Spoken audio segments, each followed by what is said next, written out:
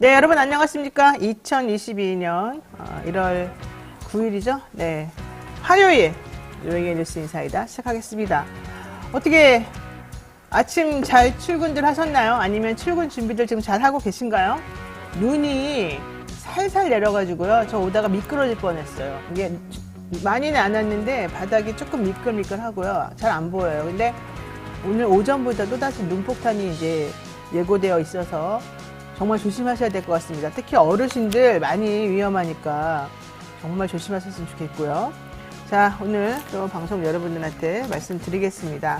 오늘의 방송 내용은 여러분들 다 아다시피 이진아 기자가 진행하는 뉴스픽 준비되어 있고요.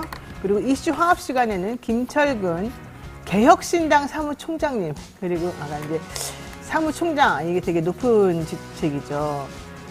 그리고 실질적인 살림을 다 도맡아서 하는 그런 직책이기도 하고요. 출세하신 것에 대해서 한번 제가 질문을 한번 제대로 해보도록 하겠습니다. 그리고 박진영 평론가님, 대한민국 최고의 평론가님, 누구도 따라올 수 없는 평론가님, 부업으로 민주연구원 부원장도 하고 계십니다. 네, 이자가 만나서 또 한번 얘기해보도록 하고요. 그리고 이승형 뉴스메터 본부장, 그리고 박주용 뉴스메터 기자와 함께 쇼미더민심, 그리고 쇼미더 영심 해보도록 하겠습니다. 저희 그 박주용 기자는 조수진 변호사 후임으로 정치부 기자의 그 역량을 충분히 10분 살려서 여러분들하고 깊이 있는 분석을 해주겠다고 합니다. 많이들 기대해 주시고요. 잠시만 기다려주세요.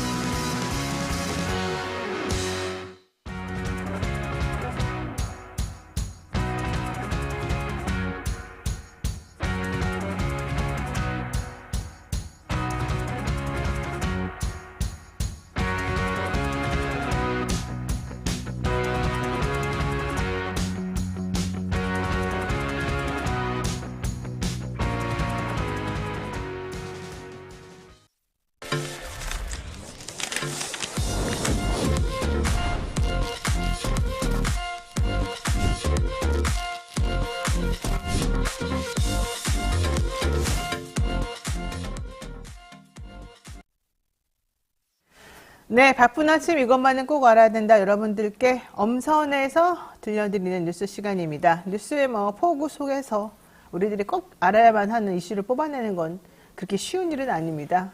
그것도 아주 매일매일 내용 자체가 또 바뀌기 때문에 어젯밤에 생각해도 오늘 아침에 바뀌고 또 업데이트해야 될 것들이 많아서 사실 요즘은 정말 뉴스 전하는 게 쉬운 일이 아닌 그런 시대가 됐습니다. 자, 어쨌든 그 어려운 일을 해내는 사람이 있네요. 이진한 뉴스메터 기자인데요. 네, 오늘 만나겠습니다. 어서 오십시오. 네, 안녕하십니까. 어떻게 이렇게 어려운 일을 잘 해내시고. 정말 젊은이들이 이렇게 열심히 자기 일 잘하면 얼마나 뿌듯하고 좋은지. 자, 오늘 이야기 또 해보겠습니다. 어제 사실 이제 이재명 대표, 민주당 대표 습격, 테러, 살인미 시작, 변명문도 보이고 아주 그냥 좀 뻔뻔하게 보였는데, 어쨌든 그 사람에게 공범이 있냐 없냐가 되게 중요한 문제 아니었습니까? 처음에는 네. 외제차를 타고 그 사람을 내려준 사람이 혹시 공범이 아닐까 생각했는데, 알고 봤더니 그분들은 이제 이재명 습격범을 그냥 지지자로 생각해서 길에 내려준 것밖에 없더라. 이제 이렇게 밝혀진 네. 것 같고요. 그분 말고, 이 가해자가 만든 변명문이라고 하는 것을 우편으로 발송해 준 사람이 있습니다. 70대 네. 조력자라고 하던데요. 이 사람을 추가 체포했죠. 그동안 단독범행이라고 하더니 어떻게 된 겁니까? 네, 어제 부산경찰청 수사본부가 습격범 김 씨의 범행을 알면서도 도와준 혐의로 살인미수 방조죄를 적용해 70대 A 씨를 잡아 조사 중이라고 밝혔습니다. A 씨는 김 씨가 범행 전 자신의 범행 동기를 담은 남기는 말을 우편으로 발송할 것을 약속한 혐의를 받고 있는데요. 이 남기는 글은 특정 인물과 단체에 보내기로 약속한 것으로 경찰은 보고 있습니다. 그러나 A 씨는 현재 범행을 부인하고 있는 것으로 전해졌습니다. 이 밖에 습격범 김 씨가 범행 전날 부산에 도착하기 전 지지자 행세를 하며 총 2차례 차량을 얻어 타고 이동한 것으로 확인이 됐는데요. 이 운전자들은 모두 처음 본 사이라며 민주당 지지자라고 했고, 또 추가적인 내용에 나온 것은 이제 민주당 지지자들에게 어떻게 하면 이재명 대표에게 사인을 받을 수 있냐, 가까이 갈 수 있냐, 이런 내용을 좀 물어봤다고 합니다. 뭐 이런 점을 들어서 경찰은 공범이거나 김 씨의 범행을 도왔을 가능성이 매우 낮은 것으로 보고 조사 과정이나 내용에 대해서는 확인해주기 어렵다며 범행 동기와 공범 여부를 확인하는 데 수사력을 집중하고 있다 이렇게 밝혔습니다. 근데 사실 지금 경찰이 수사하는 과정이 상당히 미온적이고 제대로 밝히는 게 없어서 오히려 음모론이 막 확산되고 있다 이런 비판도 지금 많이 받고 있는 상황이라서 뭐 새로 알게 된 게 있으면 제대로 좀 알려주면 좋겠다 이런 생각도 좀 합니다.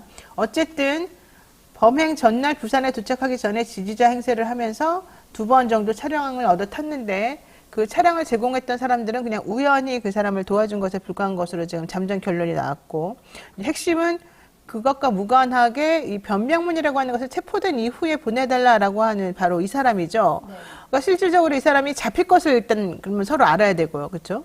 그다음에 변명문이라고 하는 것은 뭐 내용을 읽어봤는지 아닌지 모르겠습니다만 무슨 내용인지 대강은 좀 상황을 알 수 있었을 것 같기도 하고요. 그래서 이게 공범관계가 성립이 되느냐 아니냐, 이 사람은 왜 알면서 도와줬느냐, 어떻게 딱 그 사람을 시키는 대로 체포되니까 이걸 또 우편으로 보내줬느냐, 뭐 여러 가지 의심스러운 부분이 있습니다. 조사한 후에 뭐 추가로 나오게 된 그런 내용은 없는 거죠. 일단 남기는 말에 조금 더 내용이 나왔는데요. 아, 그래요? 네, 김 씨의 범행이 역사적 사명이라 표현하고 이 대표와 정치인들에 대한 적개심을 드러낸 내용이라고 좀 더 추가적으로 나온 내용이 있었습니다. 근데 구체적으로 내용은 이제 전체 공개는 하지 않는다는 게 경찰의 방침인데요. 이렇다 보니까 경찰이 시시하는 것 때문에 오히려 음모론이 확산되고 있다, 이런 이야기가 나오고 있습니다. 특히 사건 초반에 수사를 담당한 부산경찰청에서 김 씨의 주거지가 있는 충남경찰청으로 사건 조회를 넘기는 과정에서 사실상 김 씨의 당적 관련 내용이 흘러나왔고 이 내용을 일부 매체들이 보도를 했습니다. 그런데 갑자기 정당법을 근거로 김 씨의 당적 확인이 안 된다는 점은 좀 아이러니한 지점이라고 지적을 하고 있습니다. 또 잘못된 정보가 유통됐을 때 이 부분을 바로잡아야 할 경찰이 바로잡지 않은 점도 논란으로 지적되고 있는데요. 그러나 여전히 경찰은 정당법을 근거로 비공개가 원칙이라며 선을 그었습니다. 어제 윤희근 경찰청장은 김 씨에 대해 정신병력 진료 내역은 없는 것으로 확인되나 프로파일러를 투입해서 심리 상태 등을 분석 중이고 추가 조사와 압수물 분석을 통해서 공범 여부 등 계속 수사하고 있다라고 이제 원론적인 이야기만 좀 한 상황입니다. 그리고 오늘 오후 신상정보공개위원회를 열어서 김 씨의 얼굴 등을 밝힐지를 결정할 예정입니다. 구속 만기가 11일이지만 어차피 10일 정도 더 연장이 될 수 있기 때문에 앞으로도 시간은 사실 좀 있습니다. 근데 이 사람은 좀 여러 가지 미스터리한 점이 많은데 이 변명문이라고 하는 걸 보더라도 이재명이 당선되면 안 된다는 게 포인트거든요. 핵심 키워드인데 이재명이 대표가 당선될 가능성이 높다고 생각했나 봐요. 이걸 참 오히려 참 그런 점은 뭐 좋다고 생각해야 될지 나쁘게 생각해야 될지 모르겠습니다만 어쨌든 이들이 가지고 있는 이 잘못된 생각이 지금 현재 이렇게 테러로 이런 범죄로 이어지는 것 같습니다. 특히 경찰의 태도도 매우 문제예요. 수사 내용을 굉장히 선택적으로 보도하고 흘리고 있습니다. 이런 식으로 하기 때문에 우리가 이 피해사실 공표와 관련해서 여러 가지 측면에서 이 수사기관을 못 믿는 상황이 된 것 같습니다. 그리고 또 이렇게 상황이 돼버리니까 본질은 어디 가고 계속해서 언론 플레이만 정치권에서 해대고 있습니다. 특히 뭐 의사협회들이, 저는 그분들이 너무 이해가 안 가는데, 의사협회 사람들이, 이재명 대표를 고발하지를 않나, 또 무슨 시민단체, 듣도 보도 못한 시민단체에서 이재명 대표를 수술했던 수술 집도의를 고발하지를 않나. 네. 뭐 그들이 뭐야? 그 의료방해, 업무방해 했다고 네. 이런 식으로 얘기하고 업무방해. 있죠. 예. 그러니까 이런 식으로 행동하는 것 자체가 상식적으로 조금 납득이 좀 가지 않는 부분이거든요. 아, 정말 본질은 어디 갔는지 모르겠고, 이제는 아예 구급차 탄 것도 문제다, 막 이런 얘기까지 지금 나오고 있어서, 네. 뭐가 잘못이에요? 사람이 지금 피해를 입은 게 문제가 아니라 그 사람이 피해 입고 난 다음에 치료받으러 움직인 게 문제라는 얘기밖에 안 됩니다. 네, 그 말씀하신 것처럼 소아청소년 의사회나 서민민생대책위원회라는 시민단체가 어제 이재명 집도의와 그다음에 천준호 의원과 정청래 의원까지 모두 이제 고발을 했는데요. 이런 고소고발을 한 이들 이제 시민단체와 의사회를 살펴보면 좀 빈번하게 고소고발을 좀 많이 했던 단체라고 알려져 있습니다. 또 그리고 이렇게 되다 보니까 여당에서는 원론적인 입장을 밝히면서 수사당국을 압박하는 좀 모양새인데요. 이제 정당법을 근거로 정당을 공개하면 안 된다라는 얘기를 하고 있고요. 민주당에서는 이제 이런 그런 잘못된 왜곡된 이야기들이 나온 것 자체는 이제 초반에 경찰과 그리고 소방당국에서 잘못된 내용이 나온 것 때문이다라고 말을 하고 있는데요.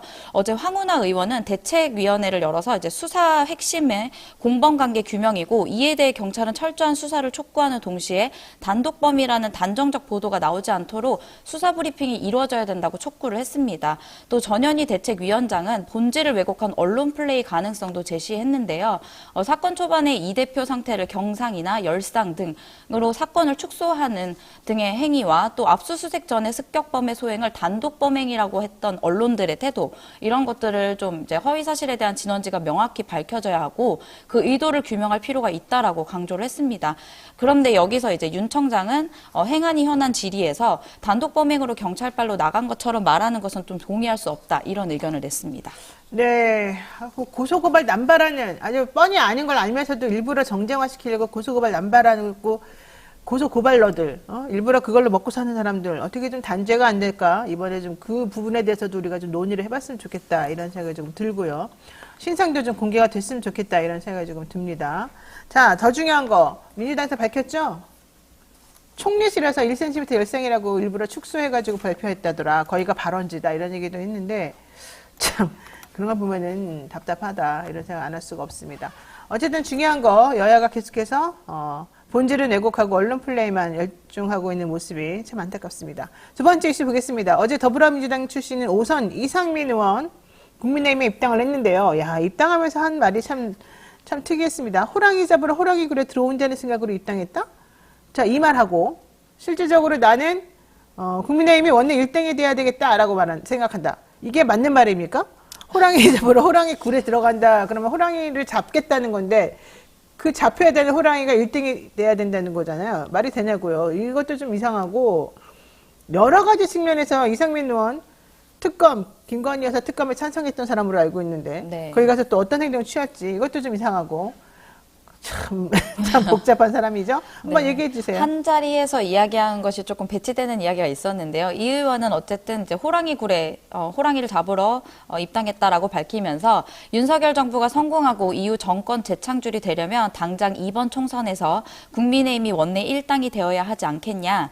국민의힘 험지로 알려진 내 지역구부터 챙기고 인접한 세종, 충남, 충북, 중부권에서 미력이나마 노력해서 총선 승리의 역할을 조금이라도 하고 싶다 이렇게 이야기했습니다. 여기에 한 위원장은 자기 진영의 지지자들에게 맞서는 것은 더 어려운 일인데 이 의원의 고뇌와 용기를 존중한다 이러면서 이 의원의 용기와 경륜으로 우리는 개딸 전체주의가 계속될지도 모른다는 두려움을 이겨낼 수 있게 됐다라고 말하면서 프랭클린 루즈벨트 전 미국 대통령의 우리가 두려워할 것은 두려움 그 자체라는 말을 또 인용했습니다.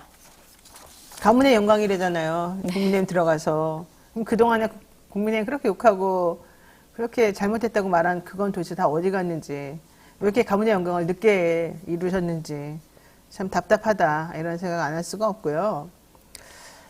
본인이 상당히 모순적이고 지금 본인이 한 행보가 상당히 부끄러울 수 있다 이런 얘기들을 지금 많은 지지자들이 하고 있다는 거 아마 생각하실 것 같습니다. 여기다가 또 프랭클린 루즈벨트 대통령 얘기도 하고, 참 그렇군요. 어쨌든, 국민의힘에서는 영입도 하고, 5선의 민주당 의원 영입도 하고, 또 이런 말도 했습니다. 민주당에서는 우리 당으로 오는데, 우리 당에서 민주당 간 사람 없지 않냐? 이게 무엇을 의미하냐? 이런 얘기도 또 국민의힘에서는 하고 있더라고요.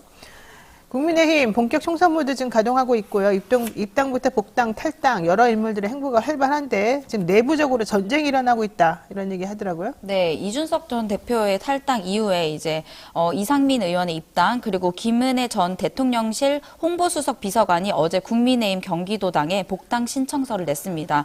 총선 출마를 위한 행보인데요. 일단 김 전 수석은 21대 당시 분당갑에서 당선이 됐고요. 22년 6월에 지방선거에서 경기도지사 후보로 출마하기 위해 의원직을 내려놓은 후 홍보수석에 임명되면서 탈당했습니다. 그러나 올해 4월 총선을 위해 다시 입당을 하게 된 것입니다. 김 전 수석은 경기 성남, 분당, 을로 출마 가능성이 거론되고 있습니다. 또 반면 친윤계를 비판하던 김웅 의원은 지금 국민의힘의 민주적인 정당인지 묻는다면 그렇지 않다. 총선에서 그러면서 불출마를 선언했습니다. 또 나경원 전 의원도 총선 준비에 나서는데요. 어제 자신의 페이스북에 선거 예비 부위 후보 등록을 했다고 밝히면서 편가르기 정치를 내려놓고 큰 정치를 복원하는 사다리가 되겠다라면서 포부를 밝히기도 했습니다. 잘 될지 모르겠어요. 아주 대표적인 비윤으로 찍혀가지고 네. 이런 분이 어떻게 처음에 고발 사주는 그렇게 적극적으로 해줬었는지 아마 하다 보니까 이렇게 됐겠죠. 자, 이런 가운데 한동훈 비대위원장이 임명한 김경률 비대위원 김건희 리스크 얘기를 하면서 네. 상당히 쓴소리했습니다. 그동안 사실 국민의힘에서는 국민의힘 의원들은 김건희 특검법이라는 이 6글자를 말하기를 굉장히 꺼려했었는데요. 김경률 의원이 어제 KBS 라디오에 출연해서 대통령이 거부권을 행사한 쌍특검법에 대해서 대통령실이 주도적으로 관련 의혹을 해소해야 한다 이렇게 지적을 했습니다. 그러면서 김 의원은 현재 도이치모터스 주가 조작 관련해서 사실관계와 관련해서는 더 밝혀질 것도 논란의 소지도 될 것이 없다. 분명히 정치특검, 총선용 특검이라면서 이렇게 말을 하면서도 70% 특검 찬성 여론이라고 하는 것이 결국은 도이치 주가 조작 사건이 그 자체라기보다는 김 여사 리스크라는 것을 모두 다 알고 있다 이렇게 말을 했는데요. 그러면서 그는 이제 특검 그 자체에 사안별 대응할 것이 아니라 김건희 여사 리스크에 대한 우려를 풀어줄 수 있는 방안을 용산과 국민의힘에서 만들어야 하지 않냐 이렇게 이야기를 또 했습니다. 네, 그러면서 이제 오늘은 또 쌍특검이 또 본회의에서 재표결 될지가 또 관심이 모아지고 있는데요. 좀 더 지켜봐야 될 것 같습니다. 오늘은 안 될 가능성이 매우 높겠죠. 네. 오늘은 지금 다들 안 되는 분위기. 그래서 지금 2월 달에 하는 것으로 아마 잠정적으로는 지금 얘기가 되고 있는 것 같습니다. 김경률 회계사는 좀 스탠스가 되게 특이한데 이번에 비대위원 된 것도 그랬지만은 이 말이 인상적입니다. 특검 그 자체의 사안별로 대응할 것이 아니라 김건희 여사 리스크. 아주 그냥 김건희 리스크를 정확히 씹었어요. 그러면서 김건희 여사 리스크에 대한 우려를 풀어줄 수 있도록 해야 된다. 그래야만 된다. 남들은 김건희 리스크 말도 못하고 김건희 특검 말도 못하는데 이분은 정치를 안 해서 그런지 아주 용감합니다. 이분 좀 이따 잘리는 거 아닌지 좀 신경도 쓰이고. 이번에 한동훈 비대위원장이 인재 영입했잖아요. 1호 영입한 사람들 제가 보니까 또 역시 변호사들, 법조인들 많이 있던데 그럴 줄 알았다. 그 얘기를 하고 싶습니다. 자, 보겠습니다. 앞으로 이진아 기자가 시킨 대로 잘 살펴보도록 하겠습니다. 이진아 기자 수고 많으셨습니다. 네, 감사합니다. 생방송 댓글 참여 계속해서 부탁드리고요. 저는 잠시 후 이슈 화합으로 돌아오겠습니다.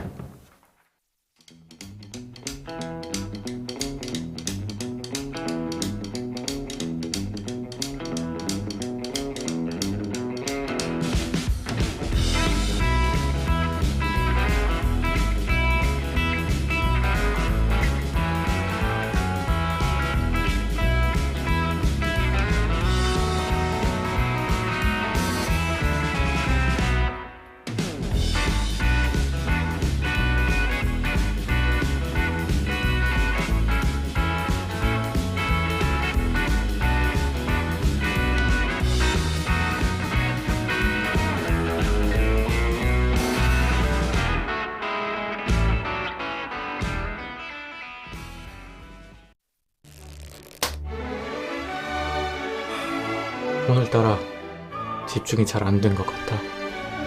모름지기 공부는 깨끗한 책상에서 해야 잘 되는 거.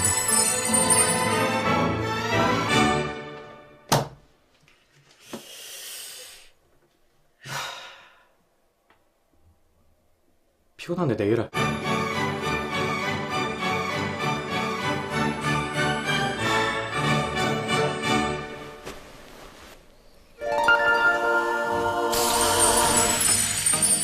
걱정 마세요.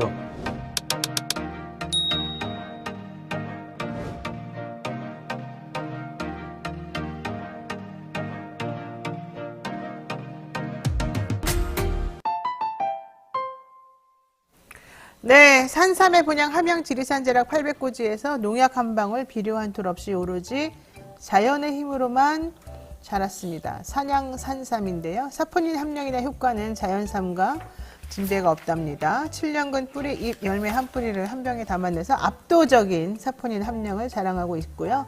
컴파운드 K 강화 특허 추출 방식을 도입해서 이 사포닌의 흡수율을 높였다고 합니다. 사랑하는 부모님, 남편, 아내, 남자친구, 여자친구, 동생, 자식, 한 해를 열심히 살아온 나 자신, 그리고 친구들에게도 또 아부해야 될 상사에게도 지리산 천년의 기운을 선물하십시오. 산삼순백 1+1과 함께 2024년 새해맞이 이벤트로 산삼향 가득한 산삼떡 3종 세트를 준비했습니다. 전화문의는 1666-1080이고요. 1666-1080. 네이버 검색은 산삼순백으로 하시면 됩니다. 제가 사실 이 말을 할까 말까 하다가 그냥 하려고 합니다. 무슨 얘기냐면 여러분들 중에 이제 진보진영에 광고하는 그런 광고주들 매우 고마운 일이죠. 왜냐면 그분들이 있어야지 그 방송 광고도 받고 또 프로그램 운영하는 데 들어가는 비용도 충당하고. 근데 이제 그 방송을 하는 유튜버나 그 방송을 하는 사람들이 조금 다른 행보를 보일 때가 있어요. 그러면은 여러분들이 그 광고하는 업주에게 불매운동을 하자, 뭐 이런 얘기를 또 하시더라고요. 근데 그게 사실은 전체적으로는 제살 깎아먹기밖에 안 되고 다 같이 망하자밖에 안 되는 겁니다. 그러면은 그 진보 쪽에다 광고 주셨던 그런 분들은 그런데 주지 말고 눈치 보면서 보수 쪽에다가 광고 매길까요? 그거 아니잖아요. 저는 그래서 서로 싸우는 거 제일 싫고 싸우지 마요. 제발 생산적이지 않은 일 가지고 싸우지 말고. 두 번째, 싸우더라도 이거는 건드리지 말자. 우리 보통 가족은 건드리지 말자 그러잖아요. 건드리지 말아야 될 영역이 좀 있는 것 같아요. 그래서 싸움은 싸움이더라도 좀 지킬 건 지키고, 그리고 또 속상해 할 건 속상해 하더라도 좀 넓게 생각하는 마음, 이런 것들 필요하지 않을까 생각이 듭니다. 제가 그냥 한번 해봤습니다. 산삼순백 얘기하다가요.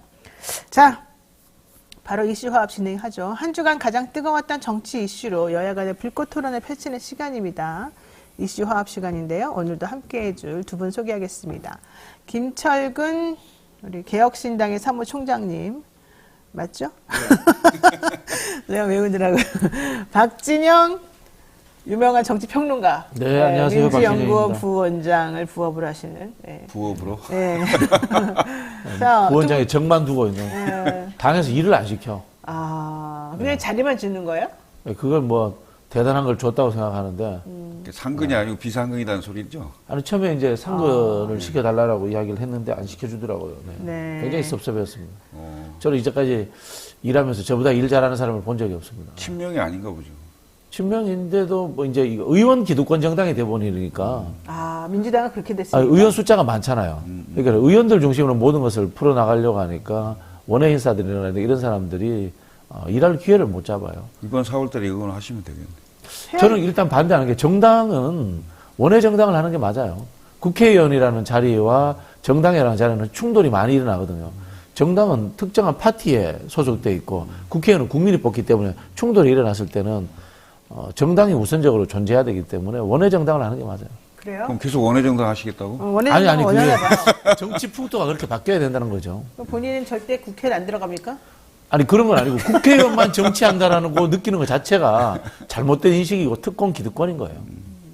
그러니까 내려놨다는 뜻인가 뭐 내지는 공천 안 줄 건가 본데요, 민주당에서. 아니 그런 건 아니고 받으셔야지. 열심히 하는데요. 아니, 경쟁할 원칙인 거 아니에요, 거예요. 경쟁. 원칙. 경선해야죠. 대중정치가 발달한 나라, 그다음에 민주주의가 발전한 나라의 원칙이에요. 국회의원은 정당의 소속으로서 국회에 파견돼가 있는 사람인 거예요.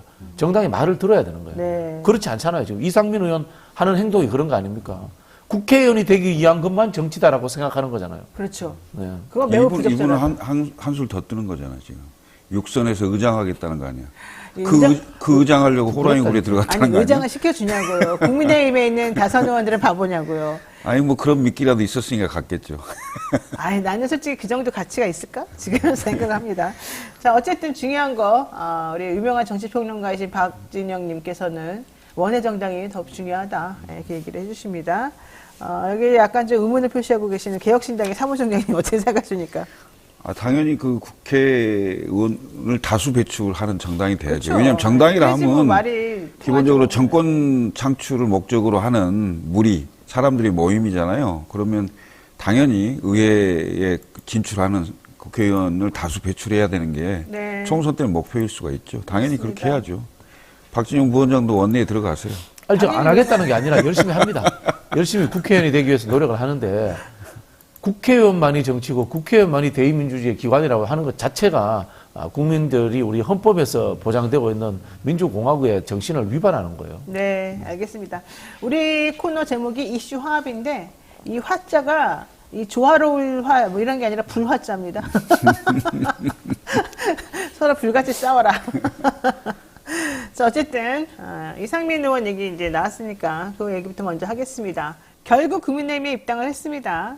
국민의힘이 총선에서 원내 일당이 돼야 된다. 총선 승리 역할을 조금이라도 하고 싶다. 와, 나는 이 말을 어떻게 이분이 이렇게 하루도 안 돼서 이런 말을 하면서도 아무런 인지 부조화를 안 느낄까 솔직히 생각하는데요.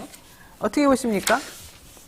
민주당의 탈당의 변을 했을 때 상황을 보면 논리적으로 말이 안 된다고 안 맞죠? 저는 네. 생각이 됩니다.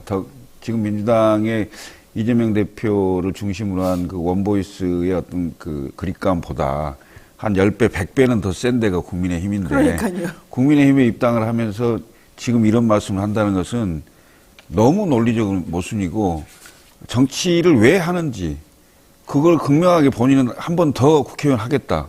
이거 외에는 아무것도 없는 이런 걸 보여주는 건데요. 뭐 때문에 뭘 잡으려고 호랑이 굴에 들어왔다고 하는 건지 난 모르겠어요. 본인이 국회의원 한 번 더 하고 국회의장? 내가 보니까 민주당 풍토에서는 도저히 안 되는 모양이죠. 지난번 의장 후보로 나왔었죠. 그래갖고 한 표인가 두 표인가 얻었다는 것 같은데. 네. 국민의힘에 오면은 그게 가능할란지요. 아이고. 이분이 원래 처음 출발은 열린우리당으로 했다가 그렇죠. 자유선진당으로 갔다가 다시 민주당으로 민주통합당 왔다가 갔다가, 예, 뭐 이랬죠. 네. 예. 하여튼 뭐 그래서 몇 번을 돌아다니는 줄타기를 엄청 잘하고 또 그 줄타기 할 때마다 국회의원 됐다는 게 정말 대단하신 분이네요. 이제 그분을 도와주는 수많은 착한 마음을 가진 선한 마음을 가진 사람들이 많아서 그래요. 그분이 이제 가지고 있는 여러 가지 핸디캡이나 이런 것들은 우리가 도와줘야 된다는 마음이 더 많이 깔려 있었던 것 같고요. 저는 솔직히 그게 가장 50% 이상은 그분에게 지지 기반으로 작용했던 것이 아닌가 생각이 드는데 중요한 건 국민의힘이 총선에서 원내 일당이 돼야 된다. 총선 승리 역할을 하고 싶다. 그러면 그동안에 이재명 사당화가 돼서 뭐 민주주의가 역행한다 그러더니 지금 윤석열 대통령의 사당화처럼 지금 되고 있는 국민의힘은 더 심한데 약간 강도가 아까 10배 내지 100배는 이건 뭐 된다니까요. 10배는 100배는 더 되는데 왜 거기에 대해서는 괜찮다고 생각하시는지도 모르겠습니다. 이분들 전형적으로 네. 뭐 나라를 바꾸기 위해서 세상을 아름답게 하기 위해서 아니라 내 잘 되기 위해서 정치하는 사람이에요. 그러니까 자기 국회의원이 못 생각밖에 보이는 없는 사람인데 것인데. 네. 한 두 가지 정조를 지적하고 싶은데요. 지금 국민의힘이 인요한 혁신위원장 시절부터 낙동강 하류 인생들 이른바 이제 중진 다선들 쳐내겠다라고 했지 않습니까? 그래놓고는 중진 다선인 사람을 데리고 가서 공천을 준다? 이거 앞뒤가 안 맞다 이런 생각이 들고요. 또 이상민 의원 개인적으로 저는 꼭 짚어보고 싶은 게 이 부분이 있습니다.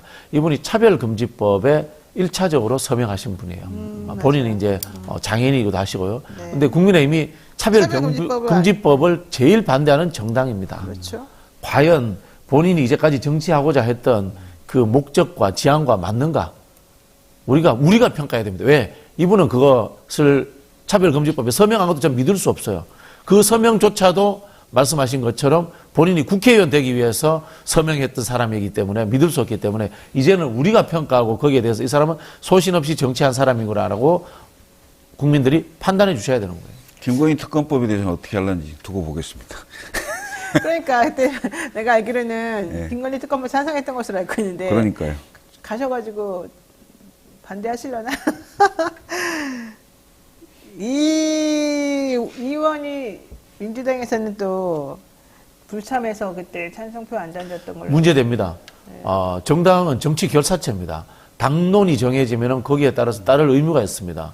충분히 그 사전에 비판이라든가 자기 의견을 밝힐 수 있습니다만은 당론 결정난 것은 따라야 되고요. 또 그 당론이라는 것이 김건희 특검법이기 때문에 대다수의 민주당 지지자들이 다 동의하는 부분입니다. 그런 부분에서 저는 징계 절차로 갈 수밖에 없지 않나 그런 생각이 듭니다. 그러니까 근데 본인이 뭐 그냥 간단하게 전화로 뭐 소명했다 이거인데 도대체 왜 그날 표결 안 했답니까?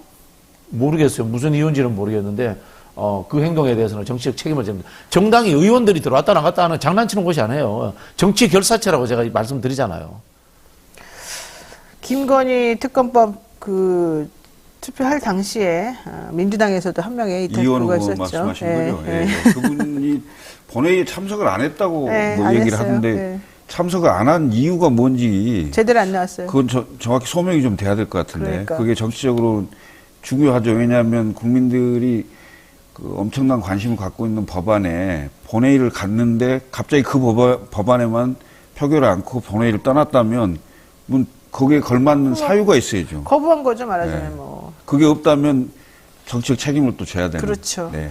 그것에 대해서 조사하겠다.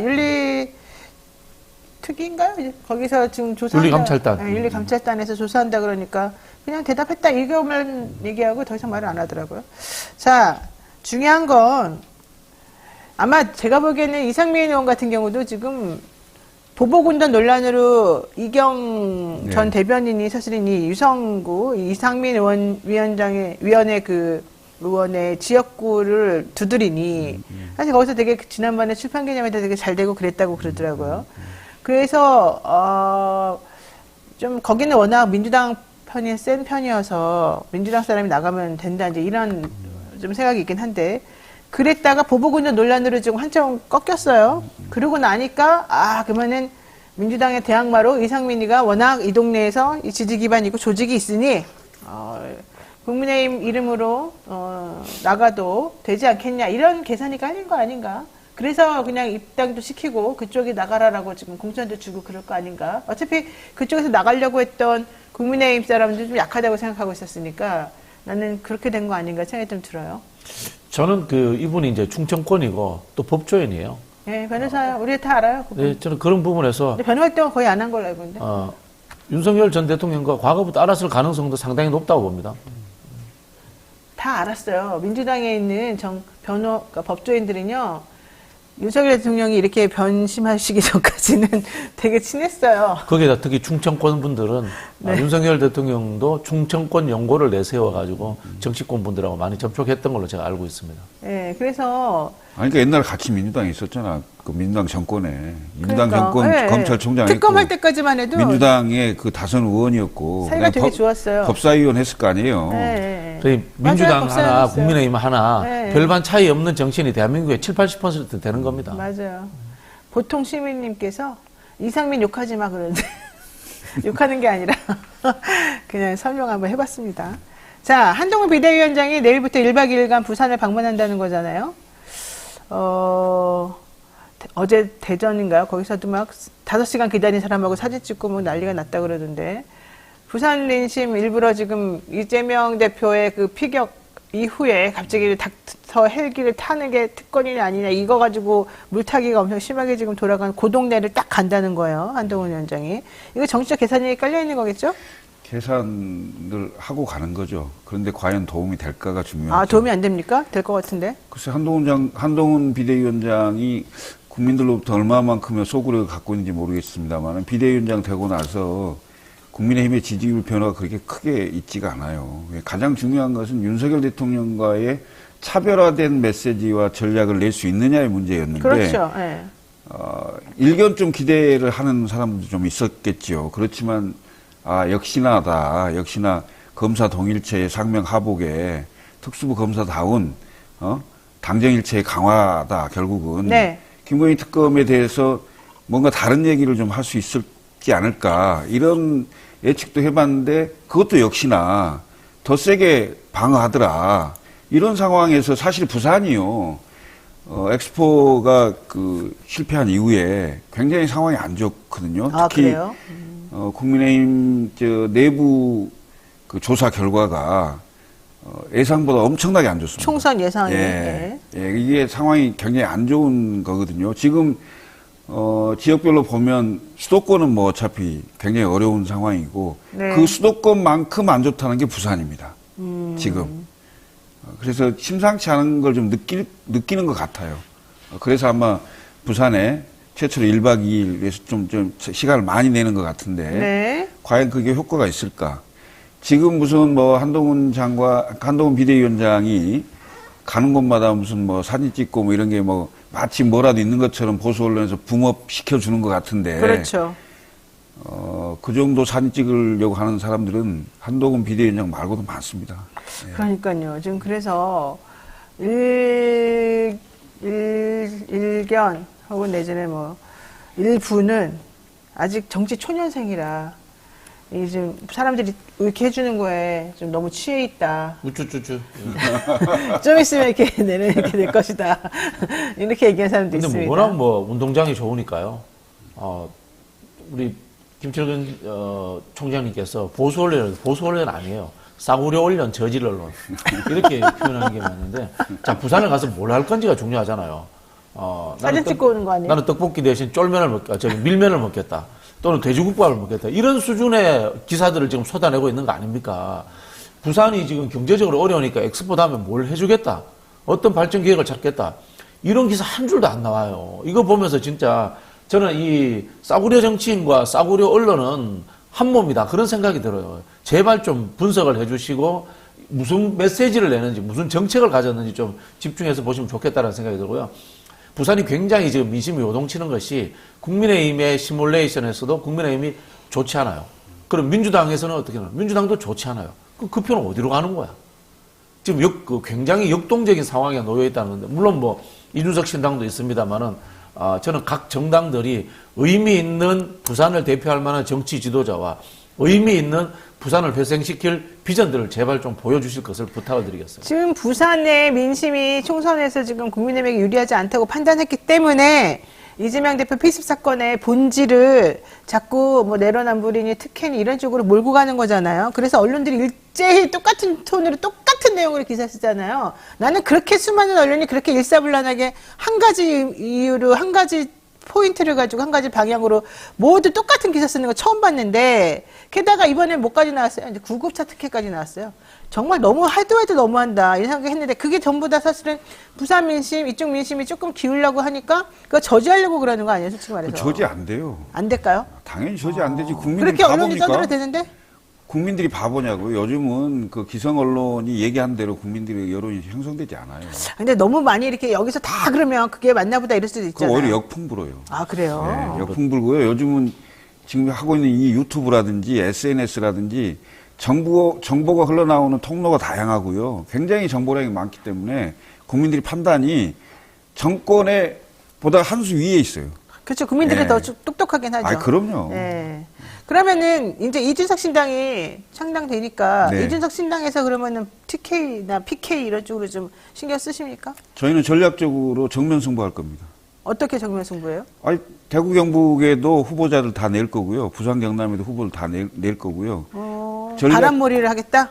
아, 당연히요. 당연히요. 그럼 이깁니까? 보수의 정통성을 가지고 누가 진짜 보수인지, 예? 정면 승부를 하려고 합니다. 그래서 이번에 보수의 정통성만 이야기하지 말고요. 뭐가 보수인지 이야기해 주세요. 한국에 저는 솔직히 보수가 있는지 모르겠어. 진보도 마찬가지야. 아니 진보는 있지. 저기 뭐 이준석 정의당? 개혁신당이 항상 하는 말이 그 말이에요. 항상 하는 말이 이쪽은 진짜 보수가 아니다. 정통 보수는 그렇게 하지 않는다. 맨날 얘기. 아니 위치로서의 보수 진보라는 것은 상대적 개념이니까 인정을 하겠는데, 가치와 철학으로서의 보수가 갖고 있는 뭐 온정주의라든가 공동체주의, 그다음에 성장 담론 이런 걸 한 번도 보여준 적이 없어. 제대로 한번 보여줄게요. 제대로 할 좀 보여주세요. 안 보여주면 성질 낼 거야.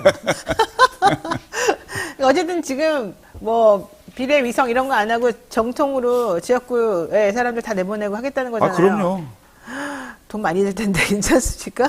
아니, 돈 안 들어요. 기본적으로 왜 안 들어요? 아니, 선거는 다 공영제로 대부분 하고 있잖아요. 그 선거법에 근데 15% 이상이가 받지 못하면은 그동안 들어간 돈도 아니, 보전 안 되잖아요. 후보가 부담해요. 당이 부담하는 게 아니라. 15%에 다 넘죠. 그러니까 돈들이 없다니까. 요즘에 새로 들어온 온라인으로 들어온 당원들이 돈이 어디 있어요? 지금 4만 명이 네. 넘게 왔고요. 네. 그다음에 당비 내겠다고 약정하시는 분들이 거의 한 70% 이상 되고요. 그러면 정의당이 그 당비를 내는 2만 당원이 5천인가? 2만 2천인가 됐는데 네, 정의당이 제일 비싸잖아, 그래도. 그 범위, 그 숫자를 넘어선 걸로 보이고요. 그거 가지고 되냐는 거지. 충분히 뭐 온라인으로 하니까. 네. 아, 알겠습니다. 엉터리 의사 단체들하고도 좀 싸워줬어요. 진짜. 아니 제가 이 이야기 하면은 의사 폄훼 발언, 비하 발언 이런 걸로 좀 나와도 돼요. 나와도 되는데 지금 이 의사들 일부지만은 하는 행동들을 보면은 전문가로 한국의 뭐 지식인으로서 대접받아 온 것들과 너무 말도 안 되는 지금 비겁한 행동들을 하고 있는 거예요. 지역의료 문제라든가 공공의료 문제에 대해서 반대하는 건 국민의힘과 윤석열 정권이야. 그러면 국민의힘과 윤석열 정부에는 한마디도 못하고 그 테러 당해가지고 죽어가는 사람이 나 힘들어 죽겠는데 지역의료 공공의료 지켜야 돼 이야기합니까 이게 말도 안 되는 진짜 반인륜적인 지금 비난들을 쏟아내고 있는 거고 그걸 또 싸구려 언론들이 지금 쓰고 그러니까 있는 내가 거거든요. 이해가 안 가. 이제는 구급차 탄 것까지도 스캐라 그런다니까요. 참 진짜 아니, 나는 이게 상식적이지 않아요. 너무 이상해가지고. 기본적으로 어떤 상황이 생기면 국민의 보통의 눈으로 그 상황을 보고 공감이 있는 얘기를 해줘야 되는데 대단히 비상식적이라고 생각해요. 예. 맞습니다. 자, 한동훈 위원장 본인이 인재영입위원장까지 같이 이철규 사무총장하고 전 사무총장하고 같이 맡았습니다.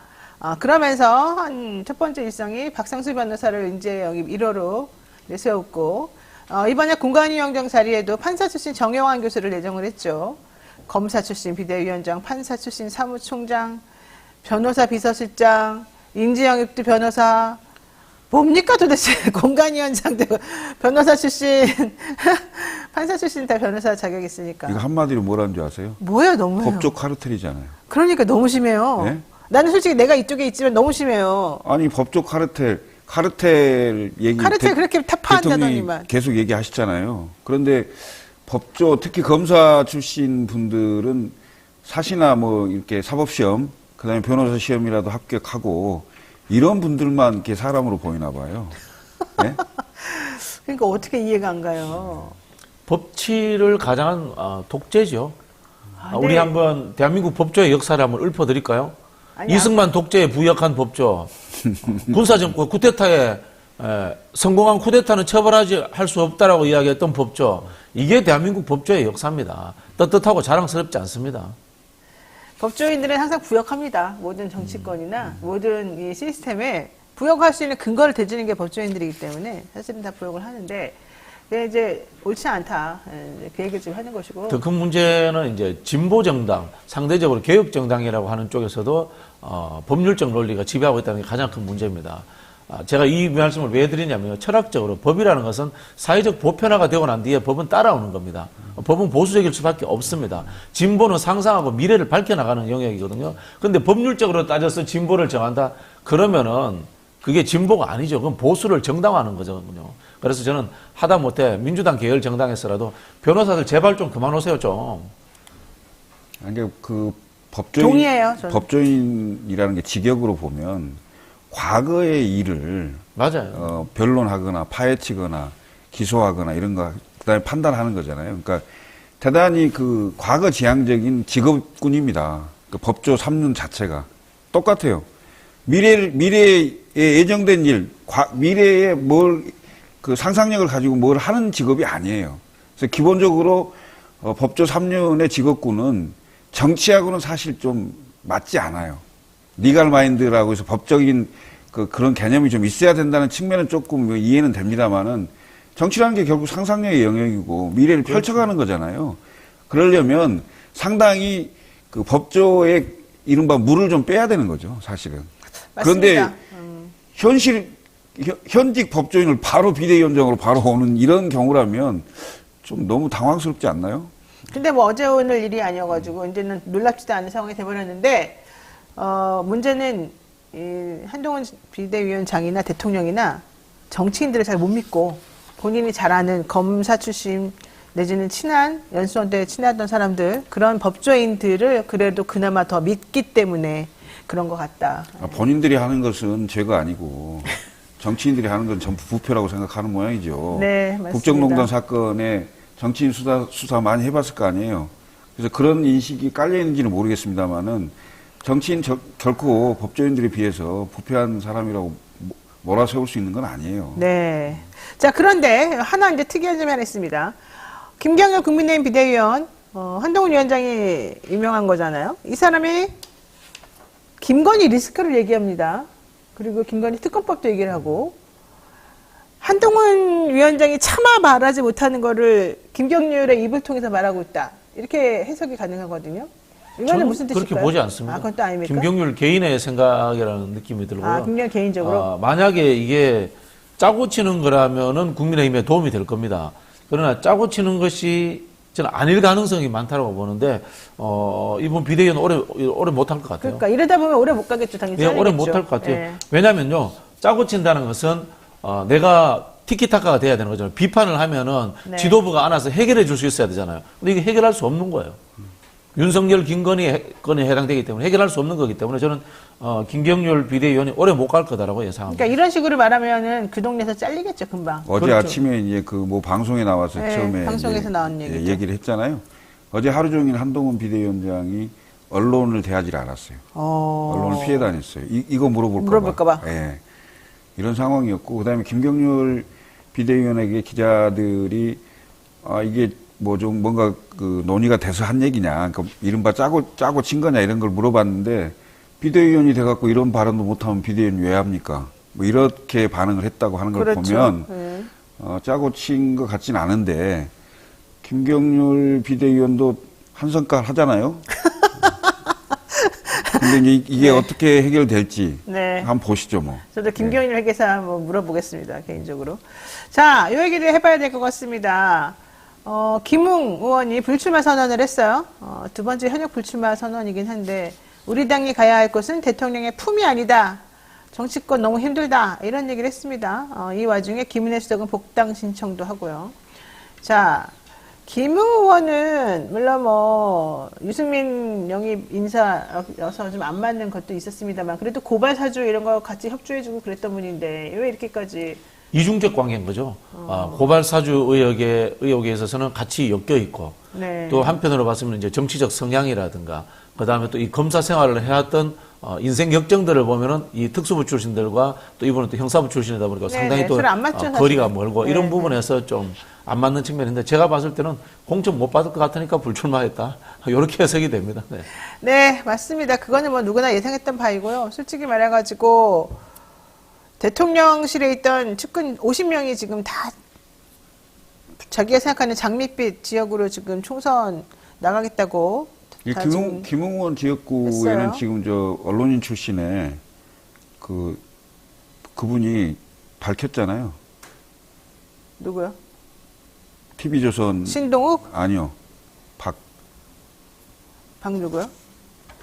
TV조선 분인데 네. 그분 이따 인터뷰도 하시고 했는데 네. 김웅원 지역구 겁니다. 네, 거기 자기가 간다고. 네. 그래서 그런데 제가 보는 공천 뭐 이런 것도 있지만 김웅원이 굉장히 힘들었던 것 같아요. 정치하면서. 박정훈? 예, 맞습니다. 네, 박정훈. 네. 정치하면서 되게 힘들었던 것 같은데 네. 본인의 이상과 그다음에 정치적 현실이 너무 괴리가 있는 거예요. 그러니까 그리고 당내에 숨막히는 이 구조에 대해서 더 이상 정치를 하기가 쉽지 않다 이런 생각을 많이 했을 거예요.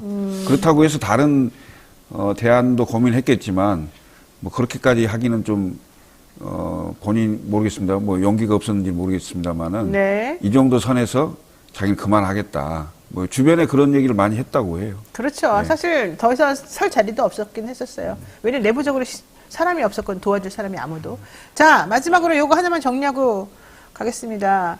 이낙연 신당, 그 다음에 이준석 신당, 서로 얘기가 오고 가고 있습니다만, 이낙연 신당은 조금 장미빛이 아닌 것 같습니다. 제3지대 빅텐트 논의도 하고 있습니다만은 사실 어떨지 모르겠고, 원칙과 상식 소속 의원들이 탈당을 한다고는 하는데, 여기 지금 같이 합류하는 건지는 잘 모르겠어요. 어떻게 됩니까, 지금 이거? 원칙과 상식의 또 다른 이름이 공천과 당선이거든요. 그걸 위해서 이걸 만든 거예요. 원칙과 상식이 있다면은 이분들이 본인들 중에 한두 명이라도 불출마하면서 친명 중진들도 불출마해라 이렇게 해야지. 자기 희생이 있는 다음에 상대를 공격해야지 그게 진정성이 있잖아요. 근데 모든 행동이 이분들은 공천과 당선이거든. 공천. 네. 제가 봤을 때 쪼개집니다. 쪼개진다는 게 김종민 의원과 조응천 의원은 탈당할 가능성이 없다고 봅니다. 저는. 나도 조응천 의원은 안 나갈 것 같아요. 조응천 의원은 현재 그 지역구에서 자기 경선도 할만하다고 생각을 할 거예요. 도농복합 지역이고 평소에 이제 조직 관리 좀 잘하는 했다고 스타일이에요. 생각하고. 네. 그런 부분이 있고 이제 김종민 의원 같은 경우에는 민주당의 좀 뿌리가 또 상당히 깊어요. 그러다 보니까 좀 맞아요. 네. 나갈 가능성이 없다고 보는데 나머지 두 분은 뭐 어떻게 될지 저도 잘 모르겠어요. 네. 명경지수님께서 정치인 자격증 제도 좀 도입했으면 좋겠습니다. 이랬는데 정말 동의하는 바입니다. 뭐 하실 말씀 간단하게 있어요? 제가 보기에는 탈당을 다 할 거예요. 탈당을 다 하고. 원칙과 상식에다가 네. 일부 의원까지 합쳐서 한 7, 8명 정도는 탈당. 현역 의원이 네.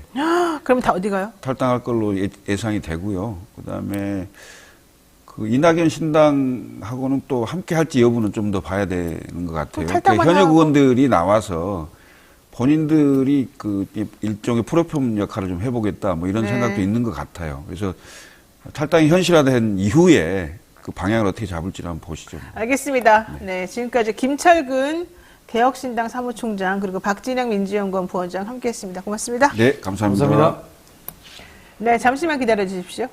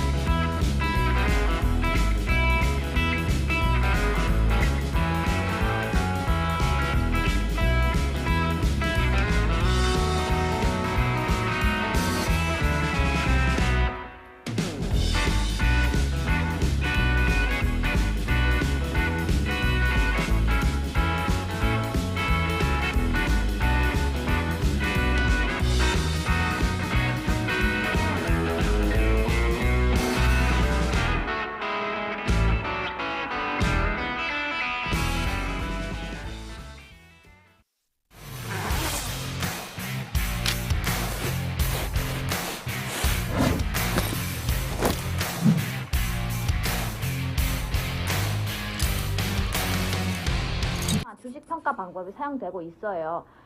다 들어봤죠, 이거? 이건 기본이잖아. 이거 모르는 사람 있어? 자, PAR 뭐야? 하는 거. 그치. 그게 주당 시장.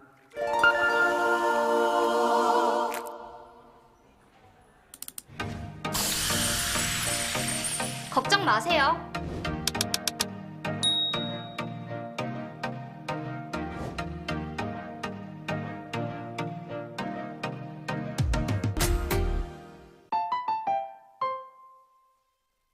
네, 잠시 광고 타임입니다.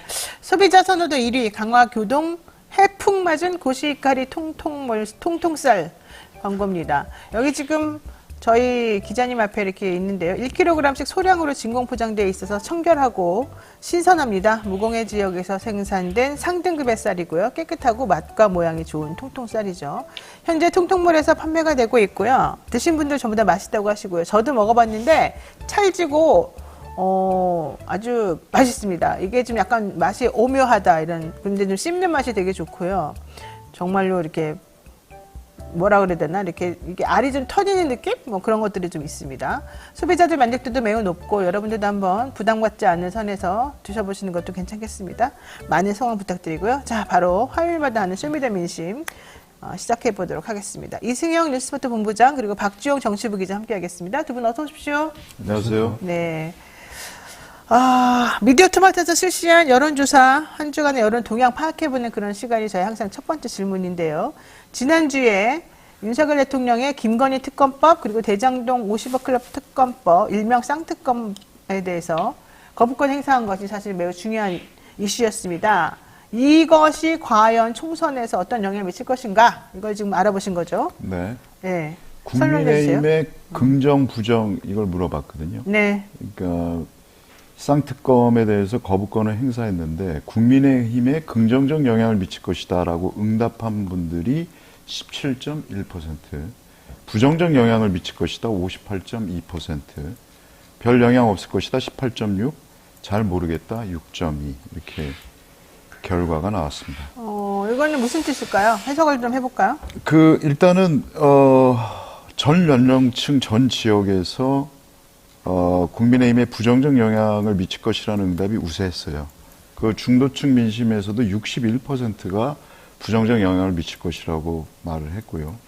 결국은 민심에서도 그 윤석열 대통령이 반헌법적인 거부권 독재를 하고 있다. 저는 그렇게 볼 수밖에 없고, 지금 임기 2년도 안 돼서 거부권 8건을 행사를 했습니다.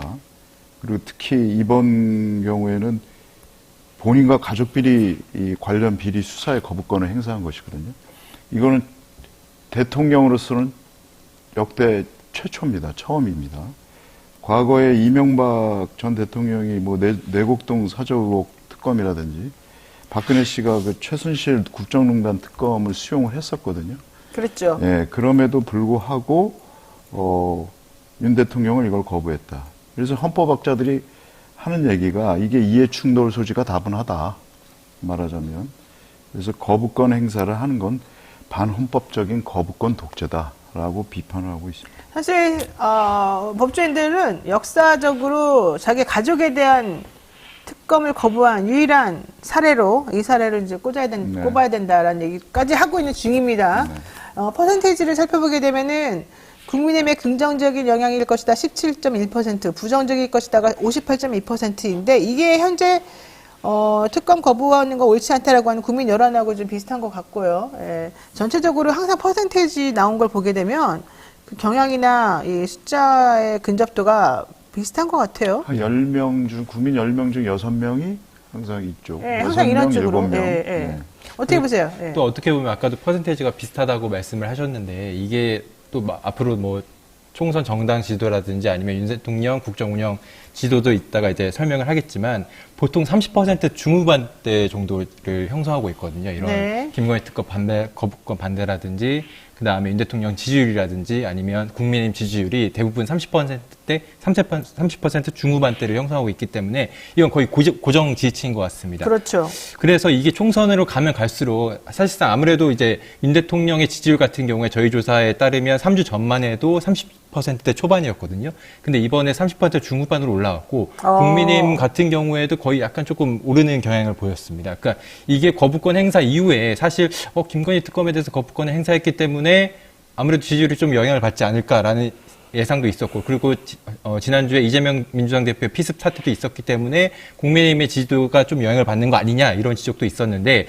결과적으로 보면 총선이 다가오면 다가올수록 국민의힘 지지층도 이와 같은 이슈에 대해서 적극적으로 반응하고 있기 때문에 결국 결과적으로 봤을 때 이 지지층이 흔들림 없이 지금 유지하고 있는 상황이거든요. 이 부분을 좀 주목해서 지켜봐야 될 필요가 있는 것 같습니다. 지금 말씀하신 걸 들어보면 오히려 좀 결집했다 이렇게도 네. 볼 수 있겠네요. 자기 지지층들께서. 아무래도 위기감이 있으니까 당연히 결집하게 되죠. 근데 특히 총선 앞두고 있고. 전체적으로 봤을 때 거부권을 행사하는 사람이 범인이다 이렇게 말을 한 것하고도 안 맞는다. 대통령이 너무 모순적이다 이런 말이 계속 나오는 상황에서 아무리 지지자라고 하더라도 그렇게 계속 결집하고 똘똘 뭉치고 이게 가능합니까? 그러니까 기본적으로 여당 프리미엄 내지는 뭐 그런 게 있어요. 우리 특히 보수 쪽 하면 아까 우리 박주영 기자도 말했지만 30% 중반은 원래는 먹고 가는 겁니다. 그래서 우리 조사에서 30% 초반 내지는 20%대로 갔던 것들은 바닥을 그야말로 친 거죠. 그러니까 뭘 해도 지지한다라는 네. 지지층이 있어요. 그러네요. 예, 항상 여론조사에서는 그걸 확인하게 됩니다. 알겠습니다. 자, 이번 조사는요, 휴대전화 가상번호, 즉 안심번호를 활용한 무선 ARS 방식으로 실시가 됐고요. 표본 오차는 95% 신뢰 수준의 플러스 마이너스 3.1%포인트입니다. 표본 조사 완료수는 1,600명이고, 응답률은 6.7%로 집계가 됐고요. 그 밖에 자세한 조사 개요와 결과는 중앙선거 여론조사심의위원회 홈페이지 또는 서치통 홈페이지를 참조하시면 되겠습니다. 근데 뭐 어쨌든 중요한 게 긍정과 부정 간의 차이가 워낙 커서 뭐 오차 범위 외이기 때문에 뭐 지금 이렇게까지 너무 이런 막 자세하게 할 필요는 사실은 없는 것 같아요. 이 분석 방식과 관련해서. 어쨌든 중요한 건 부정적일 거라고 생각하는 사람들이 많다는 거네요. 자, 그렇다면 정당 지지도는 어떻게 됐을까요? 네, 더불어민주당이 44.5%, 국민의힘이 35.2%. 네. 그리고 세 번째로 이준석 신당, 이번에는 이준석 신당, 이낙연 신당을 넣어서 물어봤거든요. 이준석 신당이 5.7%, 이낙연 신당 4.3%. 없다가 먼저 있네요. 5.6%가 없다라고 네. 말씀하셨고, 나머지 정의당이 1.7%, 그 외 기타 다른 정당 1.7%, 잘 모르겠다 1.2%.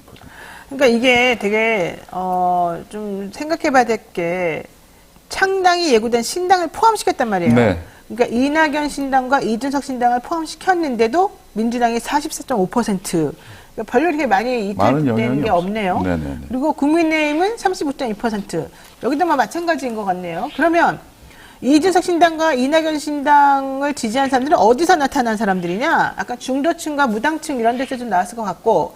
근데 이게 처음에 이낙연 신당과 이준석 신당을 넣어가지고 여론조사 했을 때하고 좀 달라요. 그때 당시에는 10% 이상 이준석 신당 나왔을 때는 오히려 국민의힘에서 많이 뺏어가고 뭐 이런 게 있었단 말이죠. 민주당에서도 나가고. 네, 그럼 그때랑 지금이랑 좀 마음들이 달라진 거예요, 유권자들이? 일단 첫 번째는 이준석 신당에 대한 어떤 기대가? 신선함이 사라졌다라는 것과 그때와 달리. 예. 그다음에 이준석에게 쏠렸던 스포트라이트가 한동훈한테 일정 비율 옮겨갔다. 그동안 있었던 변수 두 가지는 그걸로 봐야 될 것 같아요. 그래요. 신선함을 주지 못했고 기대만큼 이준석 전 대표가 뭔가 활약하는 모습이 보이지 않았다. 근데 그리고 이게 사실 네. 그 초반에 이준석 신당과 이낙연 신당의 지지율이 꽤 높게 나왔는데 일부 전문가들에 따르면 이게 3당 구도, 그러니까 이준석 신당과 이낙연 신당이 빅텐트로 인해 3당 구도일 경우 힘을 받을 수가 있는데 이게 4당 구도로 가게 되면 결과적으로 양당 구도로 다시 회귀하는 전국이 펼쳐질 수 있다고 예상을 하거든요. 네. 그러니까 결국 지역구 투표를 하게 되면 이준석 신당과 이낙연 신당이 동시에 그 지역구 투표 후보에 있을 때 결과적으로 결국 표심은 양당을, 그러니까 민주당과 국민의힘을 향할 수밖에 없다. 이런 지적이 있기 때문에 이것도 마찬가지로 총선이 다가오면 다가올수록 결국 양당 지지층을 다시 회귀하지 않을까라고 예상을 합니다. 그 말이 맞는 것 같아요. 그러니까 어쨌든 큰 양당, 큰 당은 두 개가 딱 이렇게 버티고 서 있는 거고 하나가 새로 나타나가지고 빅텐트 만들어가지고 1, 2, 3의 구도를 만들어내느냐 그렇지 않고 이제 새 네가 막 우후죽순으로 생겨나느냐 이거에 따라서 사실은 사람들이 결과적으로 많이 생겨나면 그냥 아예 다 1대1로 양당으로 그냥 회귀. 그다음에 하나 정도가 좀 세게 힘을 가지고 나오면 여기 너까지 한번 껴줄게. 줘볼까? 하는 마음 표심이 그렇게 산발이처럼 생기죠. 그렇게 된다는 얘기네요. 네. 한 가지 더 말씀을 드리면 이번 조사에서 좀 눈여겨볼 만한 게 그러니까 아무래도 이준석 신당과 이낙연 신당의 영향력이 조금 약하는 건 사실이지만 이게 사실 부산, 울산, 경남의 경우에는 민주당이 좀 악재가 될 수도 있거든요. 왜냐하면 이게 10일 전, 지난번 내일이 총선이라면 어느 정당에 투표하겠냐는 물음에 부산, 울산, 경남 지역에서 국민의힘이 37.8%가 나왔고, 당시에 민주당이 47.8%가 나왔습니다. 네. 근데 이번에 이준석 신당과 이낙연 신당을 넣었을 때 조사를 해보면 총선에서 어느 정당을 지지하겠느냐 물었을 때 부산, 울산, 경남에서 국민의힘이 45.6%가 나왔고 민주당이 35.1%가 나왔거든요. 그러니까 민주당 같은 경우는 10% 가까이가 빠졌고 국민의힘은 올랐는데 이 10%가 어디로 갔는지 표를 분석해보면 당시 이준석 신당이 부산, 울산, 경남에서 이번 조사에서 이준석 신당이 5.4%를 얻었고 이낙연 신당이 4.7%를 얻었거든요. 네. 그러니까 부산, 울산, 경남에서도 정권 심판을 선호하는 지지층하고 그리고 윤석열 정부가 마음에 안 들어하는 지지층이 있는데 이 지지층이 민주당으로 향하지 않고 이준석 신당과 이낙연 신당 이 두 신당으로 나눠서 분산된 거거든요. 이렇기 때문에 만약에 이게 전체적인 선거 판세는 민주당이 유리할 수도 있겠지만 부산, 울산, 경남 같이 뭐 약간 최근에 부산, 울산, 경남 민심이 정부에 대해서 안 좋다고 하지 않습니까? 이거에서 민주당이 이길 수도 있는데 이 이준석 신당과 이낙연 신당의 등장으로 단 몇 표 차이로 당락이 국민의힘의 승리를 잡게 되는 그런 경우도 올 수도 있다. 이런 점을 좀 유심히 살펴봐야 돼요. 오히려 국민의힘한테 어부지리가 될 수 어부지리죠. 있다. 이렇게 어부지리죠. 되네요. 다른 지역을 조금 보면 네. 그 이준석 신당 같은 경우는 대구 경북에서 8.7%를 얻었거든요. 이게 지역별로는 가장 높아요. 이준석 신당이 얻은 전 지역에서 대구 경북 지역이. 그러네요. 그리고 이낙연 신당 같은 경우는 광주 전라 아무래도 그쪽 기반 아니겠습니까? 7.5% 얻었는데 국민의힘 8.9%보다도 낮은 수치입니다. 이거. 그러니까 그만큼 호남에서도 민심이 냉랭하다. 이낙연 신당을 바라보는 그런 시선이 좀 냉랭하다 이렇게 볼 수 있고요. 그러니까 확실히 이준석 신당은 중도를 흡수하는 것 같아요. 그리고 확실히. 젊은 층. 네, 젊은 층. 20대에서만 두 자릿수 지지율을 기록을 했어요. 한 11.4%. 물론 이제 연령층이 높아질수록 이준석 신당은 지지율이 떨어집니다. 떨어지죠. 네. 20대에서만 그렇습니다. 하지만 이낙연 신당은 오히려 반대죠. 네. 중도층이라기보다는 좀 애매한 포지션이에요. 네. 지금. 게다가 연령대도 좀 높은 중간 그렇죠. 정도, 높은 중간 정도. 그나마 믿었던 게 호남인 호남은 쪽인데 지금 인기 없는 것 호남도 같고. 너무 냉랭합니다. 자, 그렇다면 좀 전에 우리 기자님 말씀하신 것처럼 이준석 신당하고 이낙연 신당이 하나로 합쳐요. 연대해요. 이러면 좀 폭발력이 있을 수 있겠네요. 그것도 이제 조사 결과를 좀 봐야 되는데 네. 우리가 이제 앞으로 이제 설명을 하겠지만 이거 대부분의 설명해 국- 주세요, 예. 이거를. 예. 이번 조사에서 이제 57.9%가 이준석 네. 신당과 이낙연 신당이 하나로 합치거나 연대하는 것에 대한 찬반 입장을 묻는 질문에 57.9%가 반대한다고 했거든요. 오, 이거 거의 특이하네. 60% 가까이가 네. 이낙연 신당과 이준석 신당의 결합 또는 연대 반대한다라고 입장을 표한 겁니다. 반면에 찬성한다는 응답은 19.8%로 20%도 채 되지 않았는데요. 그리고 특히 잘 모르겠다며 응답을 유보한 층도 22.3%로 20%대를 차지했고요. 왜 그런 겁니까, 우리 본부장님? 야합이라고 보는 거죠. 야합. 오로지 선거에서 당선되기만을 바라는 어떤 그런 마음에서 둘이 합치는 거 아니냐. 살아온 길이 다르고 정치적인 가치 지향점이 달랐던 두 사람이 만나서 그렇게 한다면 야합이죠. 그렇죠. 누가 봐도 야합이고 이번에 보면 전 연령층 전 지역에서 반대 여론이 두세 배씩 높았어요. 그러니까 정치 성향별로도 봐도 보수, 진보, 중도 가릴 것 없이 반대가 높았습니다. 2배 이상 높았어요. 그리고 되게 흥미로운 건 민주당 지지자, 국힘 지지자의 반대 여론이 61.6%로 똑같았어요. 아, 그래요? 예. 합치면 안 된다. 하긴 이렇게 또 본 거예요. 합치면. 근데 나가서- 막상 합쳐지면 네. 아까 우리 박지원 기자 얘기대로 제3당으로서의 어떤 그런 파괴력을 보일 수도 있겠다. 그 야합했다는 사실을 잊어버리고 총선이 되면 막상 투표장에 가면 양당 다 보기 싫어. 3당한테 줄까? 이렇게 될 수도 있다는 거죠. 그러니까 아까 기자님께서 민주당과 국민의힘이 있어. 근데 여기에 하나의 당이 들어와. 그러면은 이 당이 대등하지 못하더라도 어쨌든 대등함에 준하는 선택지가 하나 더 그런 게 생겼다라고 생겨날 수 생각할 수 있는 거죠. 있는데 문제는 이낙연과 이준석이라는 이 두 인물이 어느 정도나 서로 지향점이 같으냐, 내부적으로 얼마나 서로 간에 협동하면서 잘 만들어 나가냐, 이거 생각해 본다면 조금 아리까리하다 이거네요, 결론은. 그렇죠. 만약에 기자님이나 이런 사람들한테 1, 2, 3 중에 누굴 찍을 거예요? 물어보면 선뜻 대답이 나와요? 저는 뭐 투표장 갈 때까지 좀 생각을 해봐야겠지만 네.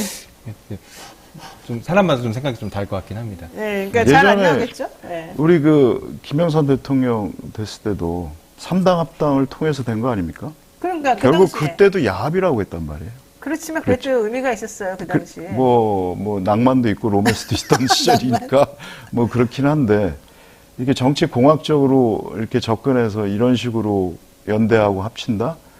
오래 못 지금은 가죠. 예, 그때하고 물론 시대가 다릅니다만 자, 좋습니다. 이번 총선에서 거대 야당 심판론, 정권 심판론, 이게 지금 나오고 있습니다. 물론 이제 야권에서는 정권 심판론, 윤석열 대통령 그러면 안 된다, 이제 이런 얘기가 훨씬 많은데, 여권에서는 거대 야당은 또 심판해야 된다. 민주당 심판해라 이거거든요. 자, 민심은 어느 쪽에 지금 더 포커스가 있습니까? 현 정권을 심판해야 한다가 54.4%. 현 정권이면은 윤 대통령과 국민의힘을 말하는 거죠? 그렇죠. 네. 54.4% 과반수 넘는 숫자가 현 정권을 심판해야 한다고 했고요. 거대 야당을 심판해야 한다 37.1%. 잘 모르겠다가 8.5%. 이거는 유의미한 결과인 것 같은데 현 정권을 심판해야 된다가 훨씬 높긴 하군요, 아직도. 그럼요. 예. 이 어떻게 봐야 됩니까, 기자님? 앞서도 말씀드렸지만 현재 그 총선 정당 지지도를 보면은 민주당이 한 45% 정도, 40% 중반, 그리고 국민의힘이 30% 중반을 차지할 거거든요. 이번에 거대 야당 심판론과 정권 심판론을 비교해 봐도 거대 야당을 심판해야 된다는 37.1%가 국민의힘 지지율 30.5%대 중반하고 거의 비슷하고요.